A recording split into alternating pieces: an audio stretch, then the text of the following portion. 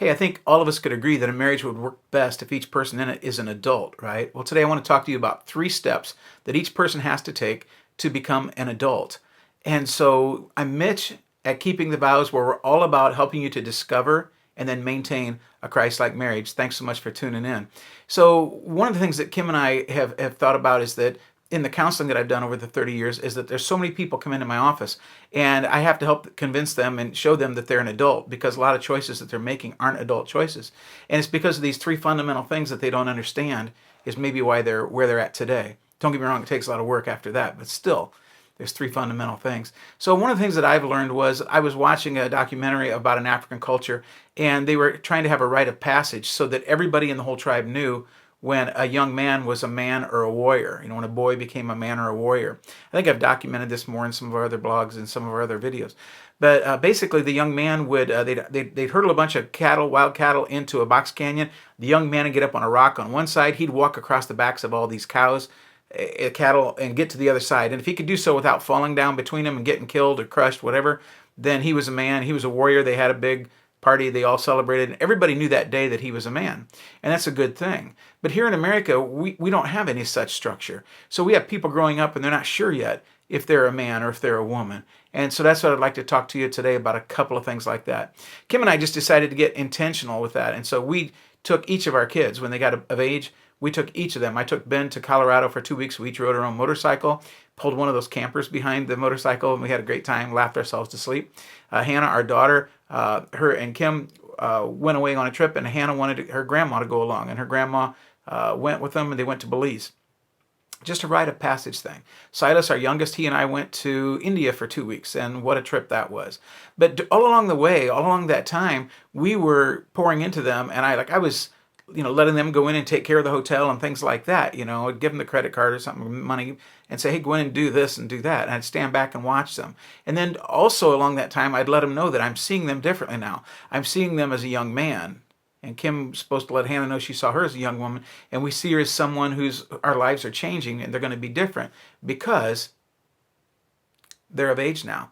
And so it was a rite of passage. We're saying you are an adult. We're saying the choices that you make from this day forward are going to have more impact. They're going to be larger choices because they're going to impact the rest of your life, maybe more than the choices that you made earlier in your life. So we think that these trips were very beneficial in marking a time and a place where we celebrated our kids becoming adults. And it allowed them to make transition into adulthood, not only with our approval, but also with our understanding. They now see us in a different way too. And we see them more responsible in our eyes. So in your marriage, you have to be an adult, and you're not a teenager at home anymore. Yes, you can call mom and dad and ask about the extra charge on your insurance, and we can tell you what that's about, but you're really seen as an adult now, is what it's all about. And so there's 3 things that I want to talk to you about, 3 steps. The first thing is that we start out as mammals probably more dependent than virtually any other mammal out there. I grew up on a farm. A baby pig or a baby calf within the first hour or two has to get up and break its umbilical cord, get to its mom and draw nourishment, or else they're probably going to die within several hours if they don't. So, but as humans, we're totally dependent. We can't even walk for a year. So if our moms didn't coddle us and feed us and do everything that they do for us, we wouldn't survive. So we start out this life totally dependent. No one is exempt from this. We start out totally dependent. But then we get into our adolescent or our teenage years, and we need to move into the second step of the 3. And that is, we move from being dependent to being independent. Now, parents want independence for their kids, and kids want independence for the kids. The issue is we just want it in different ways. And I think that's where a lot of the skirmish comes in, a lot of the arguing and things like that. We just don't get along because maybe we see it in different ways. Also, it's been said that people don't make good adult decisions generally until they're about 22 years old. So you have somebody who's 14 or 15 years old insisting that they're making good decisions when in fact they probably aren't. Now, don't get me wrong. I've known of 16-year-olds that have very good discernment and make good decisions, and I've known of 60-year-olds that still aren't making good decisions. But generally, it works kind of like that. We all want the kid to be independent because we don't really care to have a 20-year-old. We still have to bottle feed and diaper, right? So we'd like to have them move on and become independent. That's a goal for everyone, and that's good, right? But then the thing of it is people get married. They go from this independence, they move into marriage, and they forget the 3rd phase. And if you forget the 3rd phase, you're really setting yourself up for failure. I believe with all my heart you are. And so we start out dependent, then we become independent. And once we get married, we have to move into a third phase. We have to go to the third step if we're going to be an adult in this relationship. And that is interdependence.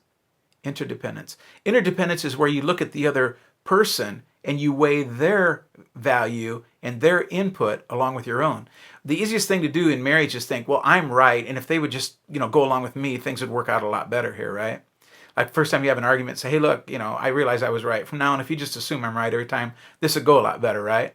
We all know that's not true. And none of us is right all the time. But we first get married and we start thinking that, well, if our spouse would just agree with me, it would be better. If they would become like me, it would be better. But you know what? That's not interdependence. Interdependence doesn't mean that you cease being you, but it doesn't mean you're going to give up your identity to another person. It means that you're going to start taking their thoughts and their needs into consideration along with your own. That's what being interdependent is. And I knew of somebody who got married and a year later he was divorced, and I said, what happened? He said, well, she said she just felt like she lost her independence. Well, she did lose her independence to some extent, but she didn't know how to replace it with interdependence, was the issue there. Okay. Let me give you an example of some ways we try to change the person that we get married. Before we got married, well, I've always been like ADHD. I have a lot of energy, and that's just how I am. I make decisions quick. I can think quick. I just boom, boom, boom. I make good decisions. They're quality decisions. Kim even says I just make great decisions. It's who I am. But I can do it very rapidly. Well, Kim, if I ask her, like, where do you want to go eat? More than likely, she's going to say, oh, I don't care. If she does, she'll wait 20 seconds to answer. Now, somebody with ADHD like me, who's a type A person, that 20 seconds can be torture. I think it's just a place to eat. It doesn't really matter, right? But you know what? Kim's different than me, and God wired her different than me. Now, I could try to make her like me, but God created her. And if I try to change her, I'm saying, hey, God, you didn't know what you were doing when you created her. Let me be the creator. Let me work on her, and I'll make her better. And I'll do a whole video and blog later about that, about us being the creator versus God being the creator. But the thing you have to learn today is you're not the creator. God created your spouse. Can you love them for who they are or not? Well, you won't be able to unless you're interdependent. If you're independent, you're going to want to make them like you. Interdependence is not saying I have the best way and my way is always going to be best and Kim doesn't have the best way. Interdependence is sometimes looking at her way and saying, you know what, maybe that's better too. And appreciating her input and her thought and giving value to her. That's interdependence. Here's just a couple quick stories of what interdependence looks like. When I first got married, I had a motorcycle, and then we got kids, and I got rid of the motorcycle because it really wasn't conducive with going out with the family and things like that. And then years later, when the kids got to be about 6th grade, the oldest, they could ride with me again. And so I went out, was going to get a small motorcycle, and I told Kim I thought about getting one, and we talked about it for 10 minutes or something, a few minutes, and she said, yeah, that sounds good. Well, a couple weeks later, I was at the motorcycle shop, and I called her and I said, hey, they have a motorcycle here. It's on sale. This is the price, this and this. Do you mind if I buy it? And she's like, no, go ahead. It's fine. So I came home and she came out to see the motorcycle, but I didn't have the motorcycle. And the reason I didn't have it was because I told her I didn't feel like we'd really talked about it enough yet. Like I'd really respected her enough yet. And she listened to that. And we probably talked about it for, 15, 20 minutes that night. And then the next, day we went back and got it. I know we did because we got it together because I got pictures of us getting it together. But that's interdependence where you respect her and think about that. The other thing, too, is about Kim is she doesn't often have an opinion. But when I was getting my pilot's license, I was looking through this encyclopedia, 2 books about this thick of every airplane about there that's, to be bought today. And I was looking through different ones, and she came in the room. She said, what are you looking at? I said, I'm looking at airplanes, and I'm looking at a Citebra. And she goes, what's that? And I said, well, that's aerobatic spelled backwards, loosely. And it's an airplane that'll do barrel rolls and loops and all this stuff. And Kim, who's real quiet, just stopped for a second. She goes, can I ask you for a favor? And I said, sure. She says, don't get an aerobatic airplane. And I go, okay. And I turned the page, and I never considered an aerobatic airplane. And to this day, I think if I had, I probably would have spun into the ground somewhere doing a barrel roll or something, blacked out, and I wouldn't even be here. So that's interdependence, is looking at it like that. A couple of things that interdependence is not is like the guy who, I have a friend who has a bass boat shop, and a guy will come up from Indy up north here to get it, and he maybe spend $15,000, but he'll give the guy maybe like $7,500 in a check and $7,500 in a cash because he doesn't want his wife to know he spent $15,000 on his hobby. That's not interdependence. Hiding money somewhere that your spouse doesn't know about, that's your money, is not interdependence. Kim and I have an envelope system. We do the Dave Ramsey system. So in my birthday money from January 1st, I still have $100 in there. She knows it. And if I want to buy something with it, I get to buy something with it. That's okay. She has money in her envelopes too, for her separate things like that. So those are just some things with interdependence. And finally, the last big one with interdependence is the telephone. When people come for premarital counseling, and we've done over 100 couples of premarital counseling, I will ask them, I'll say, do you have access to your fiance's phone? And if they say, no, he won't give me or she won't give me access, then I ask why. And interdependence is me, this is the best way I can say it, is me sitting on the couch and Kim gets up to go out in the kitchen and get something. I'll say, hey, babe, I think I heard a text come in on my phone. It's out there in the kitchen on the island. Would you see who it is? Now, I have my facial recognition on my phone, and she does, and it unlocks with my face, but it also unlocks with her face. So that's interdependence. And I've done too many counselings where a gal said her husband went and got in the shower and left his phone out, and it was unlocked, and she heard it ding, and she went over and looked, and he had 800 texts from another lady. And then their marriage fell apart. So the guy might say, well, she needs to trust me. No, that's not how marriage works. The way it works is I'm open, and that's interdependence, is that I'm open and I'm transparent toward Kim. And she can check anything that I'm doing. If she comes in the room and I'm on the computer, a lot of times I'll just stop what I'm doing and turn around and look at her so she can see what's on the screen. Because that's interdependence, because I want to be accountable to my wife, because she wants to be accountable to me, because that's what interdependence is. And that's just something that we've learned.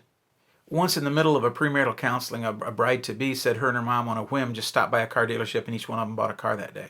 And she didn't tell her fiance.